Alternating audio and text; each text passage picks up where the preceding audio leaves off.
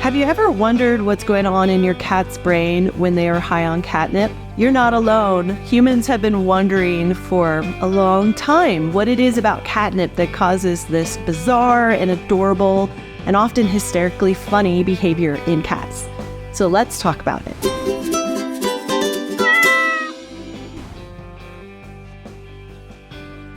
Catnip is a member of the mint family. It's an herb.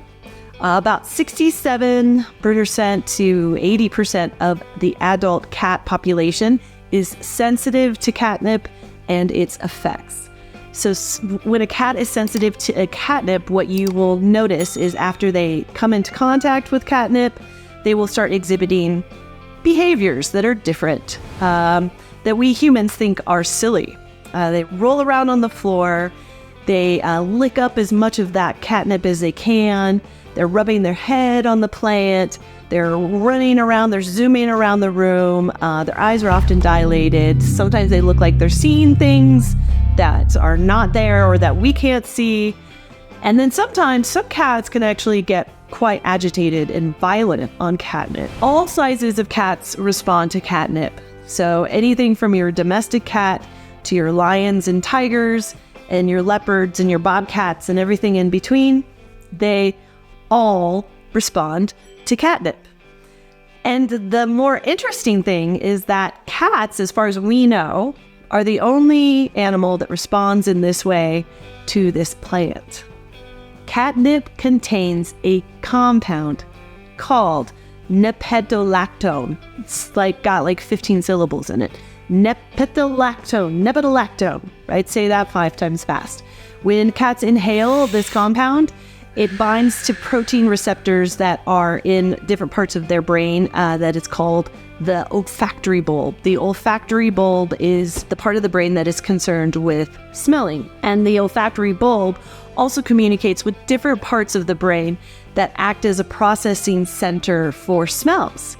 And this includes interacting with the amygdala, which is the seat of emotions in fight, flight, or freeze, and the hypothalamus. And as far as we can tell, it seems that the hypothalamus interprets the nepetalactone of catnip as something very similar to feline sexual hormones.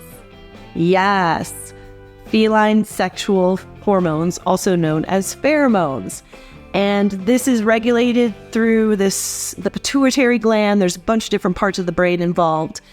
And then it triggers a behavioral response that we see, and then we laugh. Until we teach cats to speak a language that we can understand, we can't say exactly what cats are experiencing when they smell catnip, but we do know that most all adult cats respond to catnip in this way. Regardless of whether they are female or male, if they've been neutered or spayed, it doesn't matter. Cats that are affected by catnip, they start acting a lot like female cats that are in heat. So they're rolling around on the ground, they're rubbing their cheeks everywhere, they're purring, they're vocalizing, they're sticking their butt up in the air, they want you to pat back there. And in addition to all of that, these cats become very hyper-excitable, and then they zoom all over the room. And if you've ever had a female cat in heat, you know that that's very similar to how they act. The effect of catnip on cats after they've inhaled it, it lasts about 5 to 15 minutes, and then it wears off. And then for about 2 hours after they've had catnip, they become basically immune to the effects of catnip. So if you're noticing that the effect is worn off, but you want the party to continue and you give them some more, you're going to see a lot less or maybe no response at all. Cats also like to eat catnip, and it's not bad for them, but it generally does not give the same kind of response as when the catnip is inhaled through their nose and goes in and starts affecting different parts of the brain. For all of its euphoric and hilarious effects, catnip actually is pretty safe. You can't overdose it, and cats cannot become addicted to it. A cat of any age can try it, but only adult cats will experience the catnip high. It's also beneficial to your cat's health. When cats eat catnip, it can help stressed out cats to relax better and feel a little bit calmer. And when it's inhaled, the active components of catnip encourage cats to play more and be more frisky. And so frisking and pouncing and other forms of play are also very powerful forms of stress relief for cats. So there's a lot of benefit. If you sprinkle it on, or you can actually buy it in sprays now as well, but if you sprinkle or spritz it on a new scratching post or a resting area, that can help encourage your cat to visit and use that object that you set up for them. It's also a way to change your cat's behavior without harm or punishment or stress. Basically, you just redirect them to something that has catnip on it, and suddenly that thing becomes the best thing in their world, and now they're doing what you want them to do, which is engage with this new object and not your expensive leather chair. You just need a little bit of catnip to get the effects. Just 1 teaspoon of dried catnip is enough to induce a full response in most cats. There's no clear minimum dose, but there's no also defined dose of how much you can give a cat as far as catnip goes.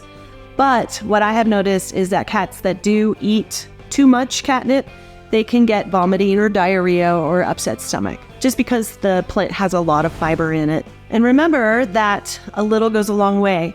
The cat's response isn't going to be bigger because you're giving them more catnip. So it's best to start very small and monitor how your cat responds to the catnip. And if your cat eats or inhales all the catnip and wants some more, try and give them a little bit more. If you are putting some out there and you're noticing there's a lot left over after your cat's done, give them less. Remember that exposure to leftover catnip will decrease your cat's sensitivity to it, so it's best to just clean it up afterwards to make sure that the next catnip session is just as fun as this one. So there you go. That's all this veterinarian has to say about catnip.